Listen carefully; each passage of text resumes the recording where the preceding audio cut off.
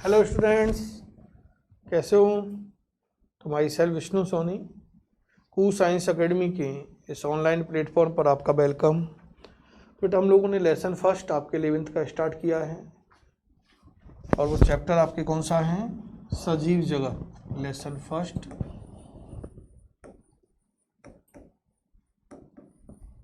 सजीव जगत।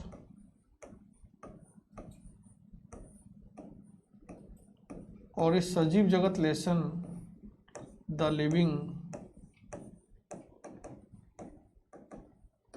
वर्ल्ड के अंदर बेटा हम लोग जीवन क्या है, सजीव क्या है और सजीवों के क्या गुणधर्म होते हैं, इन चीज़ों को हम लोगों ने डिस्कस किया है।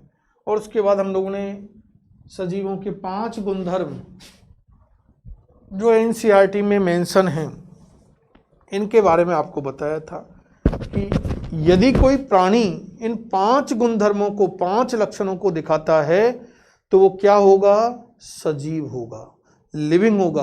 और यदि रिप्रेजेंट नहीं करता है तो निर्जीव होगा, नॉन लिविंग होगा। तो कौन कौन से 5 हैं एक बार बोल दो। नंबर 1, आपको खुद को बोलने में नहीं बोलने वाला।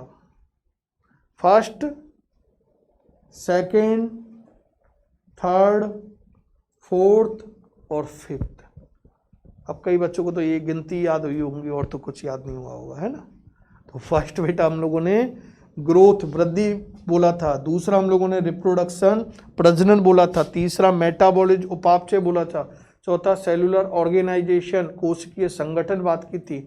और 5वां हम लोगों ने जो गुणधर्म था वो कॉन्शियसनेस, चेतना के बारे में बात की थी। और उसके बाद बेटा हम लोगों ने फर्स्ट प्रॉपर्टी स्टार्ट भी की थी आपके, कि जो सजीव है वो पहली जो गुणधर्म दिखाते हैं वो क्या है? वृद्धि है, ग्रोथ रिप्रेजेंट करते हैं। इसको हम लोगों ने स्टार्ट भी किया। कुछ कंसेप्ट हम लोगों ने इसके समझे भी थे और आज हम लोग आगे के कंसेप्ट समझेंगे। लेकिन क्या क्या समझा उसको एक बार रिवाइज करते हैं। क्लियर? क्या बोला हम लोगों ने कि वृद्धि सजीवों का एक महत्वपूर्ण गुणधर्म है। ये एक अपारिभाषिक गुणधर्म है, नॉन डिफाइनिंग प्रॉपर्टी है, क्योंकि कुछ निर्जीव भी वृद्धि दिखाते हैं। ये सार्वभौमिक नहीं है कि हर सजीव ही वृद्धि दिखाता है। कुछ निर्जीवों के अंदर भी हम लोग ग्रोथ देखते हैं, जैसे सैंड माउंड, जो रेत के टीले होते हैं, रेगिस्तान में जाते जिन्हें धोरे कहते हैं ना, तो देखिए उनके उतार चढ़ाव होते रहते हैं। आप सुबह जाओगे तो हाइट इतनी मिलेगी, वापस 1-2 दिन बाद आए तो हाइट कम मिल सकती है, पहले हाइट कम देखी बाद में ज़्यादा मिल सकती है। तो ये भी ग्रो करते रहते हैं। माउंट जो है, पहाड़ियाँ जो हैं, उनके अंदर भी हम लोग इस वृद्धि की घटना को देख सकते हैं। तो ये नॉन डिफाइनिंग प्रॉपर्टी है स्पेस पर बेटा। फिर हम लोगों ने कहा था कि किसी भी जीव के अंदर यदि उसकी संख्या के अंदर और उसके अंदर भार के अंदर यदि कोई बढ़ोतरी होती है तो उसी बढ़ोतरी को बेटा वृद्धि कहा जाता है। और इस तरह से किसी जीव के अंदर, किसी सजीव के अंदर संख्या में और उसके भार के अंदर ये एक द्विगुणित लक्षण है, द्विगुणित ट्विंस कैरेक्टर है कि नंबर में और भार में उसकी बढ़ोतरी होती है। तो वृद्धि में ये द्विगुणित लक्षण होते हैं। इस लाइन को अंडरलाइन कर लेना एनसीईआरटी से, वापस टेंशन भी नहीं लेना है। एनसीईआरटी से अपन लोग रिवाइज भी करेंगे तब करवा देंगे ना। लेकिन ये चीज़ आपको याद रखनी है कि ये अच्छा क्वेश्चन है, नीट में आया हुआ है, इसलिए इस लाइन को हम अंडरलाइन करने के लिए बोल रहे हैं। आगे हम लोगों ने कहा था बेटा कि किसी भी जीव के अंदर जो वृद्धि होती है वो एक दिशीय होती है, यूनिडायरेक्शनल होती है। और एक कैसी होती है? अनुत्क्रमणीय होती है। एक बार जिस रूप को प्राणी ने धारण कर लिया, पादप ने धारण कर लिया, वापस से वो अपनी पूर्व अवस्था के अंदर नहीं आ सकता है। जैसे अपन लोग अपनी बात करें तो मैंने, आपने आज जो स्टेज गेन कर ली, क्या अपन लोगों को वापस से मम्मी छोटा सा बच्चा बना के खिलवा सकती है क्या? ऐसा है क्या कि अपन वापस से अपने एक छोटे से बच्चे बन जाए? तो ऐसा तो पॉसिबल नहीं है। इसका मतलब ग्रोथ अनुत्क्रमणीय होती है। एक बार जिस रूप को प्राणी ने धारण कर लिया, वापस से वो अपनी पूर्व अवस्था में नहीं आ सकता। ये हम लोगों ने डिस्कस किया। आगे हम लोगों ने कहा था बेटा कि ग्रोथ जो है वो मेटाबॉलिज्म का रिजल्ट है, वृद्धि उपापचय का परिणाम होती है। इसका मतलब उपापचय दो तरह से देखा था, एक हमने देखा था उपचय के रूप में और एक अपचय के रूप में। जब उपचय अपचय से ज्यादा हो, एनाबॉलिक जो प्रोसेस है वो कैटाबॉलिक प्रोसेस से ज्यादा हो, तो उस जीव के अंदर वृद्धि संपन्न होगी। इसका मतलब उसके अंदर धनात्मक वृद्धि होगी, पॉजिटिव ग्रोथ होगी। और जब उसके अंदर विनाशात्मक क्रियाएं कैटाबॉलिक जो अपचय उपचय से ज्यादा हो, एनाबॉलिक से ज्यादा कैटाबॉलिक हो, तो उस समय क्या होगी बेटा, उस जीव के अंदर वृद्धि नहीं होती है। इसका मतलब डी ग्रोथ होती है ना, वृद्धि में क्या होती है, कमी आती है, नेगेटिव ग्रोथ होती है। तो इस तरह से ग्रोथ भी हम लोग देखें तो पॉजिटिव और नेगेटिव हो सकती है। कैसे होगी ये आपको बता दिया। क्लियर। आगे हम लोगों ने बेटा वृद्धि के प्रकार वाले एक सब हेडिंग मेंशन की थी, और उसमें हम लोग वृद्धि के 2 टाइप्स को डिस्कस कर चुके थे प्रीवियसली। एक वृद्धि हम लोगों ने बेटा बाह्य वृद्धि, एक्सट्रिंसिक ग्रोथ,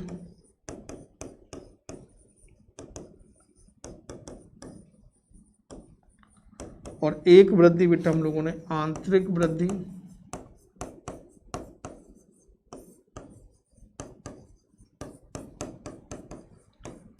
इंट्रिंसिक ग्रोथ। ये हम लोगों ने 2 डिस्कस की थी कि यदि किसी प्राणी के शरीर के अंदर कोई वृद्धि होती है तो उसे आंतरिक, और यदि किसी प्राणी के शरीर के बाहर या कोशिका के बाहर सतह पर कोई वृद्धि होती है तो उसे बाह्य वृद्धि कहा जाता है। ये वृद्धि कहाँ संपन्न हो रही है उसके क्रिया स्थल के आधार पर मान सकते हैं इसको। इसके बाद बेटा हम लोग नेक्स्ट जो आज टुडे डिस्कस कर रहे हैं वृद्धि के टाइप के बारे में, वो है कि वृद्धि पुनः निम्नलिखित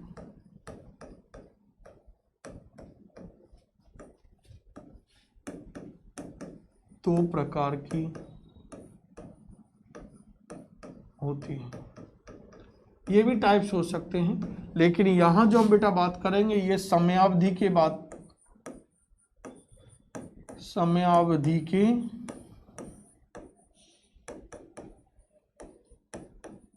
आधार पर,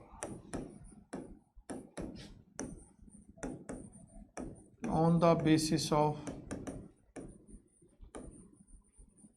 ड्यूरेशन, समयावधि के आधार पर बात कर रहे हैं। तो समयावधि के आधार पर जो वृद्धि है बेटा ये 2 प्रकार की हो सकती है। एक वृद्धि है आपके सीमित वृद्धि,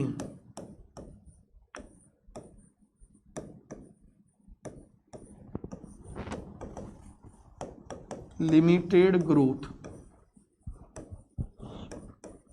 और जो सेकंड है बेटा वो है आपके जस्ट अपोजिट, असीमित वृद्धि,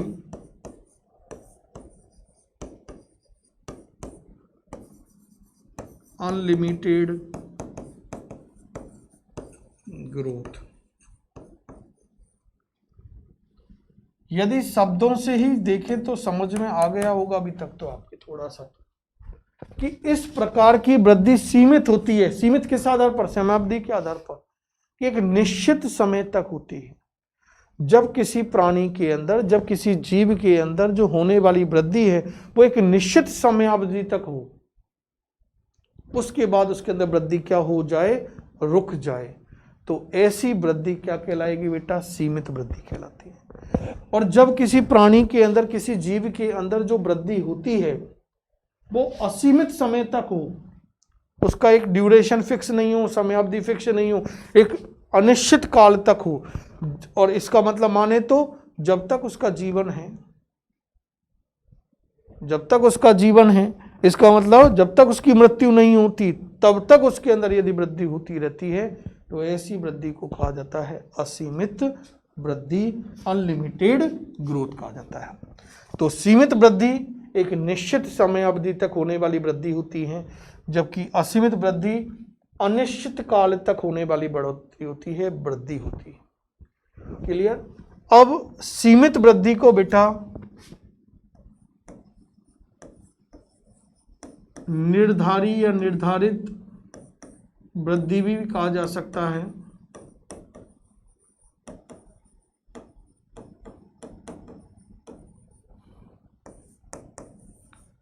डिटरमिनेट ग्रोथ भी हम लोग बोल सकते हैं। और जो अनलिमिटेड ऐसे अनिर्धारित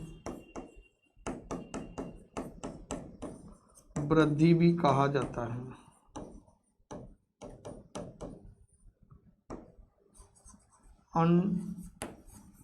अनडिटरमिनेट ग्रोथ। क्लियर? अब हम लोग समझने की कोशिश करें बेटा, जो क्वेश्चन आएगा वो क्या आएगा। अब एग्जाम्पल बेस भी क्वेश्चन पुटअप कर सकता है कि सर ये सीमित वृद्धि है या ये असीमित वृद्धि है, किसमें होती है। तो अपन देखे अपने अंदर बात करें बेटा कि जैसे जैसे हमारी आयु बढ़ती जाती है, समय बढ़ता गया। आज सपोज करो आप लोग 15 साल के हो, 18 साल के हो, 17 साल के हो, 16 साल के हो, जितने भी एज आप अपने पेरेंट्स की देखो, पेरेंट्स के पेरेंट्स की देखो, और यदि किसी के उनके भी पेरेंट्स हो तो उनकी देखो। तो आपकी एज 15-17 साल है, 18 ईयर है। आप लोग पेरेंट्स की एज देखें तो 40, 50, 60 जो भी है उसको देखें। उनके पेरेंट्स की बात करें 80 ईयर है, 90 ईयर है, 100 ईयर है। यदि उसको आप लोग ऑब्जर्व करें तो ऐसा तो होगा नहीं बेटा कि आपकी हाइट सपोज करो 5 फीट है तो आपके पेरेंट्स की हाइट, क्योंकि आप 15 साल के हो, 17 साल के हो, और आपके पेरेंट्स यदि 40, 50 ईयर के, तो आपसे तो लगभग 3 गुना हो गई। तो उनकी हाइट फिर तो 15 फीट हो जानी चाहिए, नहीं है ना ऐसा। तो उनकी हाइट देखेंगे तो 5 फीट, 5.5 फीट, 6 फीट, 7 फीट यही होगी मैक्सिमम, इससे ज़्यादा हाइट तो नहीं हो सकती। तो इसका मतलब प्राणियों की हम लोग बेटा बात करें, जंतुओं की बात करें, मानव की बात करें, तो उनके अंदर जो वृद्धि होती है ये एक निश्चित समय तक होती है। और यदि हम लोग जंतुओं के अलावा पादपों को देखें तो पादपों के अंदर जो वृद्धि होती है बेटा वो अनिश्चित काल तक होती है। जब तक वो पादप है, उसका अस्तित्व है, तब तक उसके अंदर वृद्धि होती रहेगी। तो सीमित वृद्धि किसके अंदर होती है बेटा? जंतुओं में। तो एनिमल्स क्या दिखाते हैं? सीमित वृद्धि दिखाते हैं, एक निश्चित समयावधि तक ही वो वृद्धि करते हैं, जबकि पादप अनिश्चित समयावधि तक क्या करते हैं? वृद्धि करते हैं। लेकिन एक चीज और याद रखनी बेटा कि जंतुओं के कुछ विशेष भाग होते हैं, अंग होते हैं, जहां पर एक निश्चित समयावधि के पश्चात भी वृद्धि होती है। एक फिक्स ड्यूरेशन जो है उसके आफ्टर भी वो ग्रो करते रहते हैं। जैसे समझने के लिए हम लोग इसका प्रयास करें कि अपन के कई बार देखते हैं कि चोट लग जाती है, घाव कोई उत्पन्न हो गया, स्किन हट जाती है, तो स्किन देखते हैं वापस से आती है ना एक ड्यूरेशन के बाद। तो ऐसा थोड़ी कि 50 साल के बाद, क्योंकि हमारी तो वृद्धि तो ये 25 साल तक ही होती है मैक्सिमम। देखते हैं अपन लोग हाइट 20-22 वर्ष के बाद रुक जाती है, वृद्धि नहीं होती। उसके बाद जनरली किसी की हाइट नहीं बढ़ती है ना। एनिमल बीइंग की बात करें, हम लोगों की बात करें, तो उसके अंदर हाइट नहीं बढ़ती बेटा। तो क्या 25 वर्ष के बाद यदि घाव हमारे शरीर पर उत्पन्न हुए तो घाव क्या भरेंगे नहीं? क्या तो भरते हैं। इसका मतलब कुछ विशेष कोशिकाएं होती हैं, ऊतक होते हैं, उन ऊतकों के अंदर वृद्धि की क्षमता पाई जाती है, वो ग्रो करते हैं, और उसी द्वारा हमारे घावों की क्या होती है? रिपेयरिंग हो जाती है, मरम्मत हो जाती है। तो ये चीजें की याद रखनी है बेटा। क्लियर? कोई डाउट यहां तक? आगे हम लोग बेटा कह रहे हैं कि जो वृद्धि होती है, घाव बना, उस पर मरम्मत हुई, किसके कारण हुई?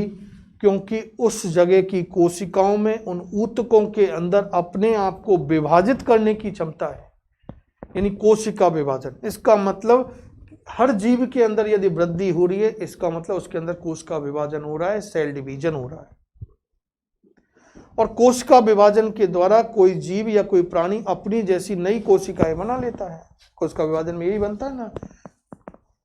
तो संख्या में तो वृद्धि हो रही है ना, और यही हम लोगों ने वृद्धि में देखा था, संख्या में और भार में होने वाली बढ़ोतरी को वृद्धि कहा जाता है। तो कोशिका विभाजन संख्या में वृद्धि के लिए जिम्मेदार होता है, इसका मतलब वृद्धि में कोशिका विभाजन निहित होता है। ये हम लोगों की बेटा जनरली आपके एनसीईआरटी तक यहाँ तक मेंशन है, लेकिन इसके अलावा भी हम लोगों को यहाँ डिस्कशन करना है। इसके अलावा भी हमें डिस्कस करना है। वो क्या डिस्कस करना है कि जब हम लोग बेटा आगे पढ़ेंगे, यूनिट 4 पढ़ेंगे पादपकार की, तो शायद उसमें 15वां लेसन है, 50 नंबर का चैप्टर आपके पास है, पादप वृद्धि और वृद्धि हार्मोन्स। क्लियर? तो वहाँ वृद्धि को समझेंगे। मॉर्फोलॉजी पढ़ेंगे तो वहाँ ग्रोथ को समझना है। ह्यूमन फिजियोलॉजी पढ़ेंगे तो वहाँ पर भी बेटा हमारे पास वृद्धि हार्मोन रासायनिक समन्वय वाला चैप्टर आएगा, है ना, अंतःस्रावी तंत्र, जिसमें भी वृद्धि हार्मोन पढ़ेंगे। उधर 12th में जाएंगे तो वहाँ पर भी वृद्धि आएगी। तो वृद्धि कई जगह आने वाली है। तो फिर हम थोड़ा सा आउट जाना है बेटा। अब एनसीईआरटी से थोड़ा सा हमें परे चलना होगा, और वो इसलिए चलना होगा कि आगे हमें समस्या नहीं आए, कुछ कंसेप्ट हमारे माइंड में इससे रिलेटेड हैं वो बैठ जाएं, तो जब हम आगे समझाएंगे तो आपको फिर कोई प्रॉब्लम नहीं आनी चाहिए। ये एक मेरा टारगेट है, और वही फाउंडेशन का एक मीनिंग होता है। समझाया था आपको? क्लियर? तो वो टारगेट करना है हमें, क्योंकि हमारा एक टारगेट है कि आप लोग अब एग्जाम नीट की कब दोगे भाई? इस साल तो देने वाले नहीं हो, अगली साल भी नहीं देने वाले, देंगे तो 2023 में देंगे भैया। तो नीट 2023 को क्रैक करना हमारा एक टारगेट है। क्लियर? और उस टारगेट के लिए हमें हर कंसेप्ट को बहुत डीपली जाके समझना होगा, तभी हम लोग नीट को क्रैक कर सकते हैं। क्लियर? तो एक कंसेप्ट हम लोग यहाँ डिस्कस करना चाह रहे हैं कि किसी भी जीव के अंदर जो ग्रोथ होती है, वृद्धि होती है, उस जीव के अंदर, उस प्राणी के अंदर होने वाली वृद्धि को क्या मापा जा सकता है? क्या मैं कह रहा हूं मेरे हाइट के अंदर कोई वृद्धि हो रही है, आप कह रहे हो अपनी हाइट में कोई वृद्धि हो रही है, प्लांट की हाइट में कोई वृद्धि हो रही है, क्या उसको अपन लोग माप सकते हैं? क्या तो माप सकते हैं। मीटर स्केल लो, उससे बता देंगे इतनी हाइट है हमारी, 1 साल पहले इतनी थी, आज इतनी हाइट है, तो बता सकते हैं ना। तो वृद्धि को मापने के लिए हम लोग उपकरण का उपयोग करते हैं, और जिस उपकरण का उपयोग किया जाता है उसे वृद्धि मापी कहा जाता है। वृद्धि को मापने का जो उपकरण है वो क्या है? वृद्धि मापी है। और वृद्धि मापी, इसको तो हर बच्चा बता देगा। फिर बेटा आपसे ये नहीं पूछने वाले, वो तो आपसे पूछेंगे वृद्धि को मापने का उपकरण है। चारों ऑप्शनों में कहीं पे भी वृद्धि मापी नहीं दिखेगा। इसका एक साइंटिफिक टर्म आपको दिखेगी, ऑक्सेनोमीटर, वो लिखा हुआ मिलता है। क्लियर? तो वृद्धि को मापने वाला उपकरण, वृद्धि को मापने वाला उपकरण कौन सा है? एक सामान्य नाम तो मैं लिख ही देता हूं, वृद्धि मापी, लेकिन इसे अंग्रेजी में बेटा क्या कहा जाता है? ऑक्सेनोमीटर।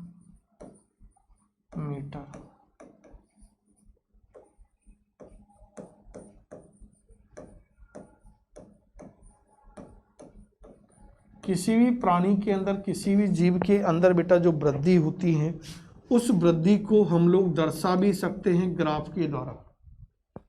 किसी भी जीव के अंदर, किसी भी प्राणी के अंदर जो बढ़ोतरी होती है, वृद्धि होती है उसकी संख्या में और उसके भार में, उसको प्रदर्शित भी किया जा सकता है, दर्शाया भी जा सकता है। और दर्शाने के लिए हम लोग जिस चीज का यूज करते हैं उसे वृद्धि वक्र कहा जाता है, उसे वृद्धि वक्र बोला जाता है, ग्रोथ कर्व कहा जाता है। वृद्धि कर्व क्या है? वृद्धि को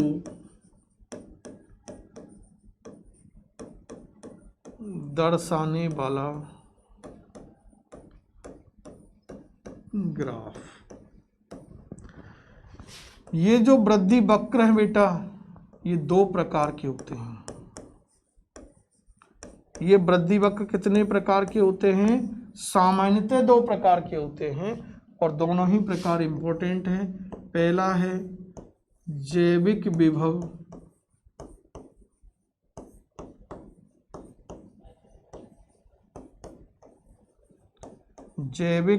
वृद्धि वक्र, और दूसरा जो बेटा होता है वो है सिग्मोइड वृद्धि वक्र। इंपॉर्टेंट है बेटा, नीट में यहां से क्वेश्चन आ चुका है। जैविक विभव वृद्धि वक्र को अंग्रेजी में कहा जाता है biotic potential growth curve.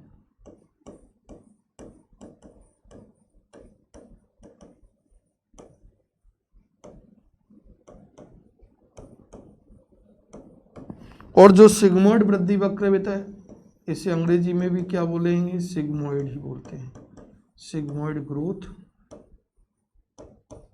Curve. अब बेटा यहां से जो क्वेश्चन आया है नीट में वो क्या आया है कि जब हम लोग किसी प्राणी के अंदर, किसी पादप के अंदर, किसी भाग के अंदर होने वाली वृद्धि को समय के सापेक्ष जब प्रदर्शित करते हैं तो हमें किस तरह का वक्र प्राप्त होता है? तो दो तरह के हो रहे हैं। तो जैविक विभव वृद्धि वक्र जब हम लोग देखेंगे तो बेटा हमें वो प्राप्त होगा कैसा? जे आकृति का, जे शेप का प्राप्त होता है। और सिग्मोइड वृद्धि वक्र हमें प्राप्त होता है एस आकृति का। ये नीट में आ चुके हैं, आकृतियां याद रखनी है और वैसे याद रखने में कोई दिक्कत नहीं आएगी। क्लियर? क्योंकि जैविक जे जैसा आ रहा है ना, सिग्मोइड एस जैसा आ रहा है। याद हो गया लोग? भूल भी जाओगे तो आंसर दे रखा होगा नीट में आपको, है ना। जहां भी हमारे अंदर ऐसी प्रॉब्लम आएगी उसके लिए आपकी कोई ना कोई कंसेप्ट लेके आएंगे। तो ये आपको केवल नाम याद रखने हैं और नहीं भी रहे तो भी काम है, केवल एक बार पढ़ो बाकी का याद हो जाएगा। क्लियर? ये मेरा प्रॉमिस है आपसे। तो जैविक विभव वृद्धि वक्र जे आकृति का होगा, सिग्मोइड वृद्धि वक्र एस आकृति का होता है। अब जब हम लोग कह रहे हैं कि जब किसी प्राणी के अंदर, किसी भाग के अंदर होने वाली वृद्धि को प्रदर्शित करें तो ग्राफ के अंदर द्वारा प्रदर्शित करेंगे तो ये एक अक्ष होगी जिस पर समय आएगा t, और एक अक्ष होगी जिस पर ग्रोथ आती है, वृद्धि आती है। तो जब समय और वृद्धि और समय के मध्य में जब ग्राफ बनाया जाता है तो यदि हमें इस तरह का दिखे तो ये कैसा नजर आ रहा है बेटा? जे जैसा आ रहा है ना, ऐसे थोड़ी जे ऐसे कैसे बन के आएगा, जे लाइक आएगा। तो ये फर्स्ट है बेटा आपके पास कौन सा? जैविक विभव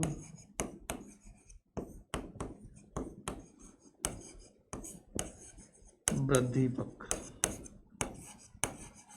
याद रखना, अच्छा क्वेश्चन है। और जब हम लोग बेटा समय और ग्रोथ के मध्य में ग्राफ ड्रॉ करें, बनाएं,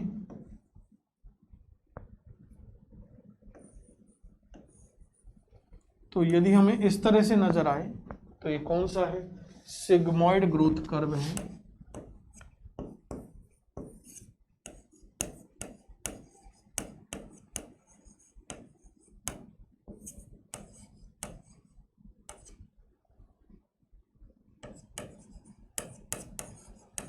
सिग्मोइड वृद्धि वक्र। अब हमारे पास हम एक यूनिवर्सल कंसेप्ट देखते हैं कि चाहे वो किसी भी प्रकार का वृद्धि वक्र क्यों ना हो, सामान्यतः उस वृद्धि वक्र के अंदर तीन अवस्थाएं आती हैं। सबसे पहले यदि अपन लोग देखना चाहें बेटा, ये जीरो बिंदु है, यहां से किसी प्राणी के अंदर, किसी भाग के अंदर वृद्धि होना चालू हुई। जैसे जैसे समय बढ़ा वैसे वैसे उसके अंदर वृद्धि हो रही है, देखो आप। और यहां जो वृद्धि होती है सबसे पहले जो कैसी होती है बेटा? धीमी होती है। और ये पहली अवस्था होती है जिसे प्रारंभिक वृद्धि प्रावस्था कहा जाता है, लेकिन अंग्रेजी में उसे बोलते हैं लैग फेस। और अंग्रेजी शब्द से भी याद रखना आपको क्योंकि इस फॉर्म में नीट में आया है, लेग फेस। इसके बाद जैसे जैसे समय बढ़ा फिर देखते हैं अपन लोग एक समय आता है जहाँ बहुत तेज़ी से वृद्धि होती है। इसको समझने के लिए अपन लोग एक एग्जाम्पल भी देखें कि अपन लोग कई बार देखते हैं कि किसी कार के अंदर बैठे, ट्रेन के अंदर बैठे, तो जिस स्टेशन से वो स्टार्ट हुई है धीरे धीरे चलती है ना, उसके बाद वो स्पीड पकड़ती है और उसके बाद एक स्पीड उसकी फिक्स हो जाती है। ऐसे तो स्पीड पकड़ती ही जाती है, एक फिक्स हो जाएगी ना। तो वही हम लोग यहाँ बात कर रहे बेटा कि प्रारंभिक वृद्धि प्रावस्था है, यहाँ धीमी गति से वृद्धि होती है, स्लो ग्रोथ होती है। नीट में आया है क्वेश्चन। तो प्रारंभिक वृद्धि प्रावस्था लेग प्रावस्था के अंदर धीमी गति से वृद्धि होती है, जबकि इस दूसरी प्रावस्था जिसे कहा जाता है चर घातांकी, नीट शायद 2015 या 16 में ये क्वेश्चन आया बेटा, चर घातांकी वृद्धि प्रावस्था,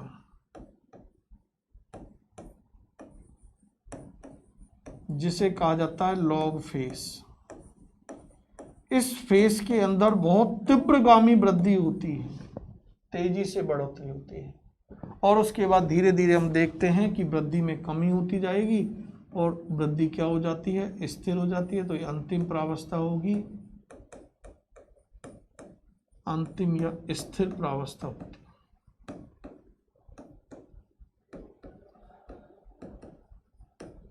कोई आपके डिके या स्टेबल फेस होती है। सेम लाइक आपके सिग्मोइड ग्रोथ कर्व के अंदर भी होगा, यहाँ पहली प्रावस्था होगी, ये आपके दूसरी हो जाएगी और यहाँ पर देखें तो ये थर्ड हो जाएगी, है ना। ये लेग फेस, ये log face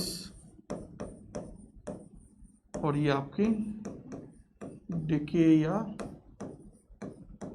stable face. Clear.